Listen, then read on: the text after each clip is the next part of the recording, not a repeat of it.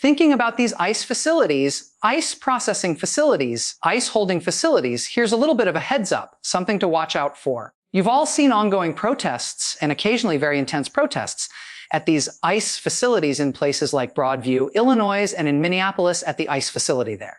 We've seen flashpoint protests at the ICE facility in Newark, New Jersey, and the one in Tacoma, Washington. You've seen all that over the course of the past year, right? Well, here's something that we are now noticing. We're now noticing protests in sort of communities in uproar, really big local responses in FAR, flung out of the way towns all over the country.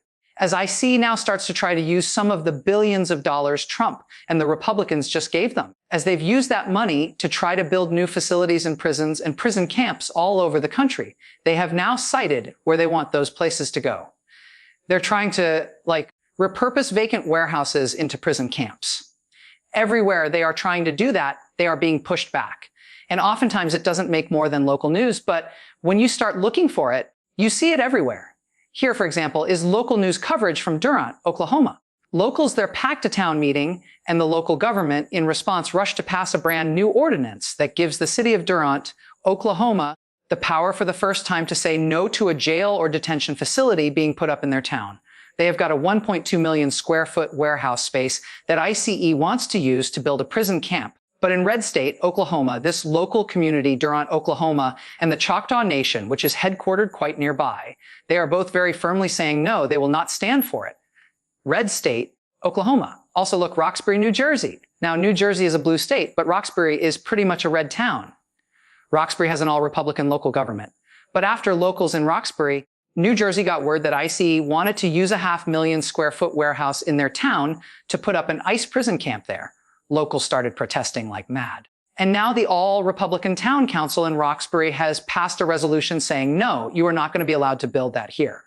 Hutchins, Texas, ICE is trying to build an immigrant prison camp there, too.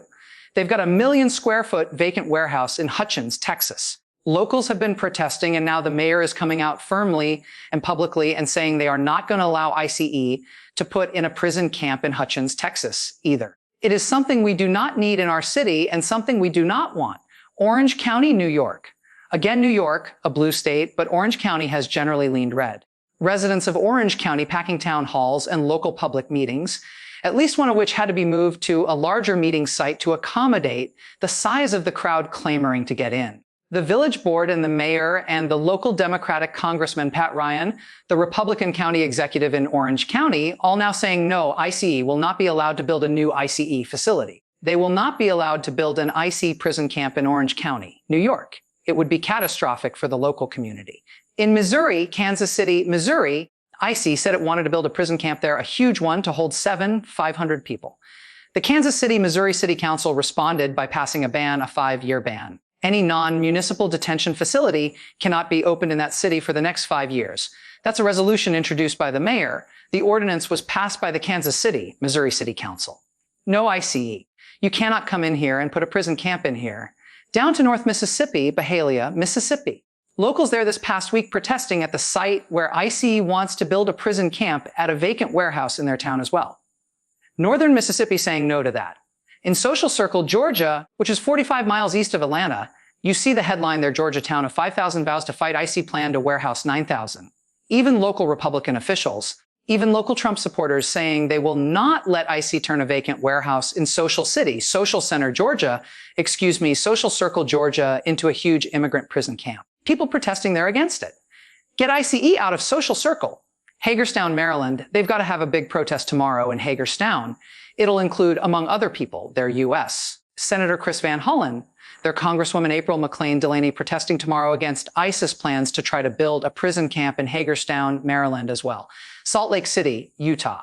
People went out in deep, dense, cold fog on Friday morning, visibility just a few feet. They convened at a local site where they'd heard that ICE or federal officials might be coming to inspect a local facility in Salt Lake City to see if it was a place they could put a new ICE prison camp. Salt Lake Tribune says 50 people showed up in this incredibly dense fog to try to be there, to try to show any federal officials who turned up that they were going to face local resistance if they wanted to put in an ICE prison camp in Salt Lake City. The feds didn't brave it. They never showed up Friday morning. But then people in Salt Lake City came out Sunday morning and protested against it anyway, essentially saying, don't you dare try it here. We're not going to stand for it here.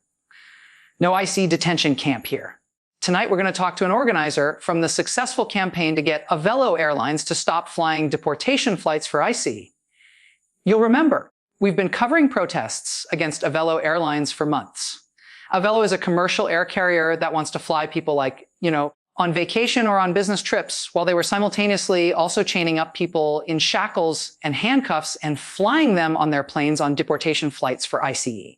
People protested all over the country against Avelo for that. At every airport, they had operations. Peaceful, relentless protests for months to pressure Avelo into stopping taking money from ICE, stopping helping ICE with their deportations. And you know what? That Avelo campaign succeeded.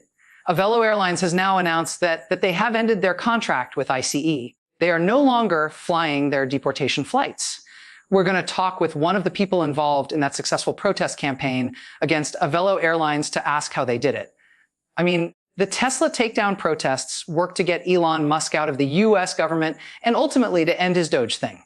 The Avelo Airlines protests worked to get them out of deportation flights for ICE. And now we are seeing protests all over the country. Anywhere they want to try to put an ICE prison camp in any town of any size, in any state, no matter how liberal or how conservative. We're also seeing corporations like Target being pressured to tell ICE to get out of the state where they are headquartered in Minnesota, to tell ICE that they cannot stage in Target parking lots or enter Target stores for their operations without a warrant.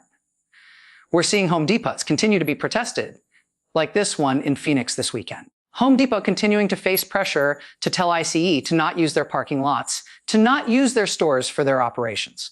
We're also seeing protests now in the seat of power in Washington, like this really big one a few days ago at the headquarters of Customs and Border Patrol in Washington. Didi Bonsi tomorrow on January 20th, we are expecting people all over the country to stage walkouts from their jobs and their schools as a fitting way to mark 1 year exactly since Trump has been back in power, and this disastrous year since.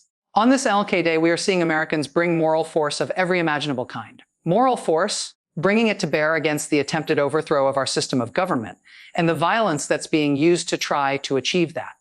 Moral force, non-violent moral force and faith, the most powerful things in the world.